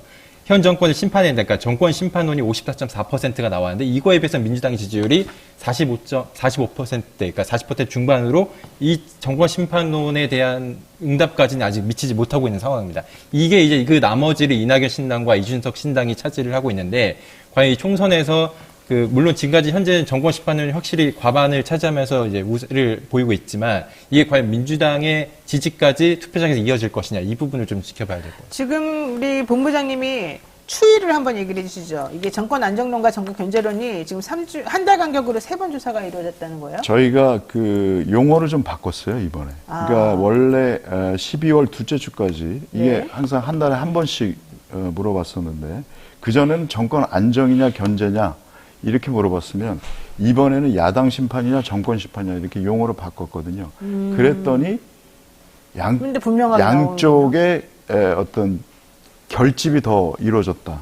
그러면서 12월 둘째주만 해도 정권 안정을 해야 된다. 네. 말하자면 그게 33.9%였는데 34.9%. 33점 12월 33.이에요? 12월 예, 아, 12월 12월. 예, 예, 예. 12월 한 달 전이죠. 네. 그다음에 야당 심판 이번에 물었을 때는 33.9가 37.1로 됐어요. 소폭 올랐죠. 네. 정권 견제를 해야 한다. 한 달 전에 47.3%였는데 이번에 물었을 때 정권 심판으로 용어를 바꿨더니 54.4%가 한 나왔어요. 7%가 늘어났네요. 네, 이게 훨씬 더 늘어났죠. 설문 용어는 바꿨습니다. 양당이 주장하는 바대로 바꾼 겁니다. 양당이 주장하는 그렇죠. 대로. 여당에서는 거야를 심판해야 된다. 그리고 야당에서는 정권 심판해야 된다. 오히려 그랬더니 결집을 하네. 그렇죠. 그러면. 양당 주장대로 용어를 바꿔서 물어본 겁니다. 네. 자, 마지막으로 이것도 보죠. 이번 주 윤석열 대통령 국정수행 평가 추이와 함께 설명을 좀 들어보겠습니다. 네, 긍정이 36.5%, 부정이 59.9%가 나왔고요. 추이를 보면 저희가 이게 거의 3주 만에 조사를 한 겁니다. 네. 그동안 지난 2주 동안은 국정 지지도에 대해서 물어보지 않았거든요. 그때 당시에 비하면 긍정이 상당히 올랐죠. 한 5%가량 올랐고 부정도 한 5%가량 떨어졌습니다. 4%가량. 대통령 좋아하시겠어요? 얼마나 기쁘겠어요? 자, 이거는 무슨 뜻입니까? 그러니까 항상 이럴 때마다 좀 당혹스러운데 아까도 말씀드렸지만 그 30% 중반 때는 그냥 원래는 가져가는 겁니다. 여당. 근데 뭘 프리미엄. 잘했죠? 이게 특검 거부도 하시고 좀 이상해요. 네, 잘한 게 없어요. 잘한 게 없어서 항상 이런 걸 물어볼 때마다 네. 과연 뭐 때문에 이렇게 했을까. 근데 네. 그거는 그동안 바닥이었고 이제 어느 정도 결집하면서 회복된 거다. 그러니까 올랐다고 말하기에는 어렵고 그냥 회복 정도 됐다. 올랐다고 말하면 40%가 넘어야 되는 거예요. 아, 그래야 되는 거예요? 네네. 기자님. 네. 아무래도 이제 선거가 다가오고 그러니까는 각 지지자들, 각 정당 지지자들이 조금 우리 뭉쳐야 된다 이런 생각이 좀 강해졌을까요? 이래서 이런 결과 나왔을까요? 앞서서 뭐 정권 심판은 거대 심판도 봤지만 이게 확실히 좀 양쪽 지지층이 총선이 다가올수록 결집을 하면서 조금씩 다 올라가는 상황이거든요. 그리고 이번 윤 대통령 지지율도 마찬가지로 그 이번에 5.8%포인트 정도 올랐는데 이것도 역시 총선이 다가오기 때문에 새해도 됐고 새해 또 신년 여론조사가 많이 나오지 않았습니까? 이런 걸 보면서 대통령이 약간 위기일 수도 있다. 아니면 총선이 다가오면서 민주당 쪽에서도 좀 결집해야 되는 거 아니냐 이런 분위기가 있으면서 동시에 이제 양쪽 지지 결집하는 이런 분위기가 만들어진 것 같고요. 네. 저는 이번 윤 대통령 국정운영 지지율에 좀 주목할 만한 게 그 이준석 신당 지지층하고 이낙연 신당 지지층도 이제 윤 대통령의 국정운영에 대해서 평가를 했는데요. 이 부정평가가 이준석 신당 지지층에서는 86.6%, 이낙연 신당 지지층에서는 81.1%였습니다. 이게 사실 이준석 신당이 여당에서 나왔기 때문에 이게 여당의 쪽에 좀 불리한 거 아니냐 이런 지적도 있는데 사실 그 이준석 신당 지지층만 놓고 보면 이 정권에 대해서 상당히 비판적인 지지층이라고 볼 수 있거든요. 그러니까 민주당 입장에서도 봤을 때 이거를 이준석 신당이 창당했다고 해서 네. 우리가 총선에서 여권이 분열했기 때문에 약간 우세할 수 있다, 좀 득을 볼 수 있다라고 생각할 게 아니라 이준석 신당이 나왔기 때문에 좀 더 긴장해야 된다라는 분석으로 좀 해석할 수밖에 없을 것 같습니다. 저는 개인적으로는 이재명 대표의 피습이 영향이 어떻게 미쳤는지 요거를 조금 구체적으로 분석하는 여론조사가 좀 나와줬으면 좋겠다 이렇게 생각하는데 좀 기대를 한번 해보겠습니다. 자, 여기까지 한 주간 민심 살펴봤고요. 광고 타임에 곧바로 쇼미더 영심 이어가도록 하겠습니다. 이 엄혹한 시기를 헤쳐나간 힘을 주시는 두 번째 광고주죠. 믿을 수 있다 더 착한 보험 광고입니다. 건강보험, 차량보험을 더 저렴하게 만나보실 수 있는 전문보험 클리닉 업체이고요. 가족이나 친척, 지인에게 묻지마 보험 가입하신 분들 보험료가 적당한지 필요한 보장이 제대로 들어있는지 궁금할 때 점검 받아보십시오. 특히 뭐 화재보험, 이제 아파트 사신 분들 많으니까 그거는 그 아파트 관리단에서 일률적으로 하실 수도 있겠지만은 개별적으로 뭐 소규모 빌라라든가 단독주택 사시는 분들이나 화재보험 같은 것도 매우 중요하게 꼭 들어보셔야 될 것 같고요. 여러 가지 측면에서 지금 하나하나 차근차근히 뭐 들어봐야 될 보험들이 많습니다. 그런 종류들을 한번 쭉 나열해 보신 다음에 이 중에서 꼭 내가 필요한 것, 필요하지 않은 것, 내가 잘 들고 있는 것, 시간 많이 걸린 것 이런 것 좀 계산해 보시고요. 특히 복리 복리를 주는 보험이 있는지 이런 것도 한번 체크해 보시면 좋겠습니다. 더 착한 보험 클리닉에서는요, 전문 설계사가 부담되는 보험료는 합리적으로 줄여주고 보장을 최대한 유지할 수 있도록 친절하게 상담을 해드리고 있으니까요. 여러분들께서 한번 검토해 보시면 좋겠고요. 주저하지 말고 예약하시기 바랍니다. 대표전화 1644-1236, 1644-1236으로 하시면 되겠고요. 010-7613-3303으로 연락하십시오. 영친이들이 많은, 특히 영친이 분들의 많은 관심 부탁드립니다. 자, 바로 이어서 영친이의 소통을 위해 특별히 마련한 코너 쇼미더 영심 시간입니다. 저희 커뮤니티를 통해서 한 조사기 때문에 신뢰하실 수 없다는 거, 그냥 제위로 본다는 거. 영심이 시간에 베스트 댓글 3분 뽑아가지고요, 저희가 뉴스인사이다 굿즈 보내드리도록 하겠습니다. 질문 한번 해보겠습니다. 우선 본부장님, 뭘 물어봤죠? 이재명 피습 사건이 있었는데 가장 큰 문제점이 뭐냐? 라고 여쭤봤고 네. 9,500명이 넘는 분들이 참여를 해주셨네요. 오, 왜 이렇게 많이. 네. 거기에서 가장 높은 응답 79%가 정치 유튜브, 가짜뉴스 생성, 음모론 유포 등 이렇게 응답하셨고요. 10%가 언론, 속보 경쟁과 자극적 보도 등, 그리고 9%가 양당 정치, 서로를 적대시하는 극단적 정치 문화, 2%가 경호 사각지대, 기타 1%. 그러니까 이재명 대표 피습과 관련해서 유튜브 등 플랫폼에 허위 정보와 음모론이 퍼져나갔고 언론이 이걸 보도하는 과정에 매우 문제가 있더라. 혐오 정치를 멈춰야 된다는 소리도 있습니다만 어떤 점이 가장 큰 문제라고 당신은 생각하십니까? 이 질문을 한 겁니다. 그렇죠. 그랬더니 가장 많은 분들, 79%에 해당하는 분들이 정치 유튜브들이 가짜뉴스를 생산해내는 게 매우 문제고 음모론 유포하는 것이 정말 문제더라. 이런 얘기했고요. 두 번째는 언론이 속보 경쟁과 자극적 보도하는 거, 양당 정치가 서로를 적대시하는 극단적 정치 문화 보이는 거, 이게 문제더라. 이렇게 됐습니다. 자, 이 결과 영신 댓글 한번 읽어볼까요? 네, EOCP님께서 국가와 국민 그 자체가 병들었다는 걸 여실히 느꼈네요. 그러네. 병들었죠. 네. 그리고 HXX6IX님께서는 언론도 거의 정치 유튜브 수준인데 욕만 안 쓰지 완전 본질 흐리는 논조. 네. 왜 범죄자들한테 갈 화살을 돌리는 건가? 찔리는 사람들이 많은 듯 수상해. 라는 댓글 남겨주셨습니다. 이거 맞네요. 언론도 거의 정치 유튜브 맞습니다. 수준이다. 욕만 안 쓰지 똑같다. 네, 그리고요. NQ1HQ님께서 권력을 가진 집단에서 한 사람을 범죄자를 넘어 악마화시키며 그 악마를 제거하면 자신이 영웅이라도 될 것 같은 착각을 불러일으키게끔 판을 깔아주었기 때문에 아닐까 하는 생각이. 그렇군요. 이것도, 네, 또 마지막으로요.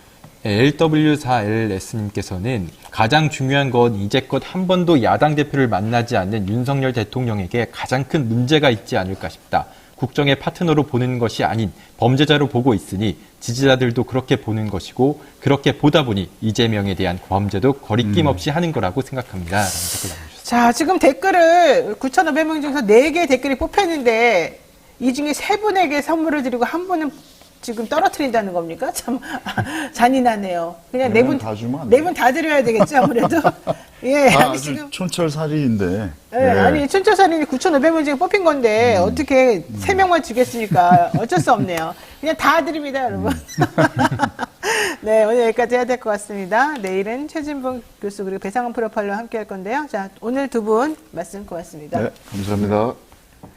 자, 잠시 기다리시면 오늘의 뉴스인사 프라임, 저 노반장이 진행하는 서초일범 준비되어 있습니다. 서초일범은 검찰 관련해서 다른 데또 듣지 못하는 아주 생생한 얘기들이 많이 준비되어 있죠. 여러분들이 참 좋아하는 그런 코너이거든요. 아직 구독 못하신 분들도 서둘러서 구독해 주시기 바라고요. 생각보다 혜택이 상당히 많으니까 꼭 참석해 주시기 바랍니다. 잠시 뒤에 뵙겠습니다.